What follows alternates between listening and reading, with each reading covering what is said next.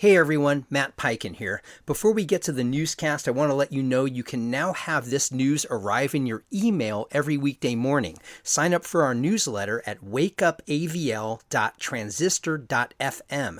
We're also on Facebook and Instagram at wakeupavl.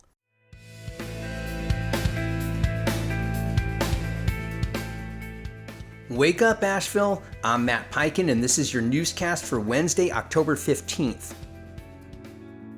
State officials are pressing FEMA for answers as hundreds of Western North Carolina homeowners await decisions on disaster relief applications following Helene. At Monday's Grow NC meeting, Governor Stein criticized delays in the federal hazard mitigation grant program, noting that more than 300 applications have been submitted since February, none of which have been approved. Up to $1.6 billion in funding is at stake. Stein said, quote, "It is absolutely unacceptable."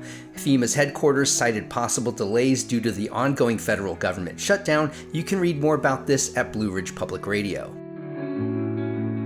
An investigation is underway after a fire destroyed the vehicle of a prominent Western North Carolina housing organizer in East Asheville. Jen Hampton, a staff organizer with the North Carolina Tenants Union, was canvassing at Evergreen Ridge Apartments this past Saturday when her 2013 Ford Explorer caught fire under suspicious circumstances. The blaze burned so intensely that the hood and engine components appeared to melt. While the cause remains undetermined, Hampton suspects political motives. She's calling for a full investigation, saying, quote, "If anything, I feel even more fired up and determined than ever." You can read more about this in the Citizen Times.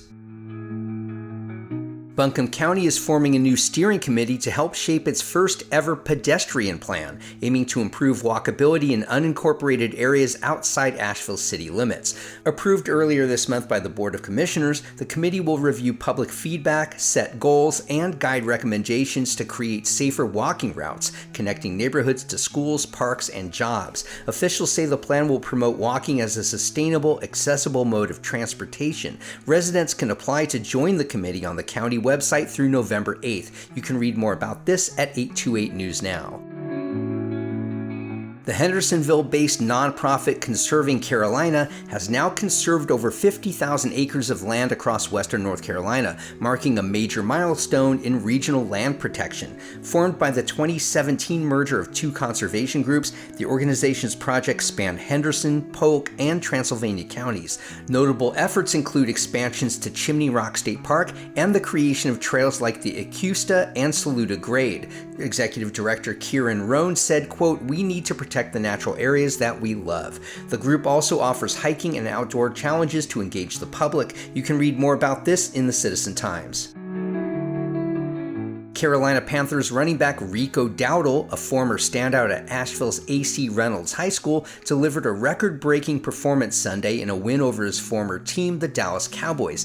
Dowdle racked up 239 scrimmage yards, an NFL record for most yards ever gained against a former team. The sixth-year pro, who spent 5 seasons in Dallas, called the game, quote, "a little personal." The performance follows his 206-yard rushing game against Miami, making him the first Panther to total 473 yards over 2 games. You can read more about this on the Panthers Wire of USA Today.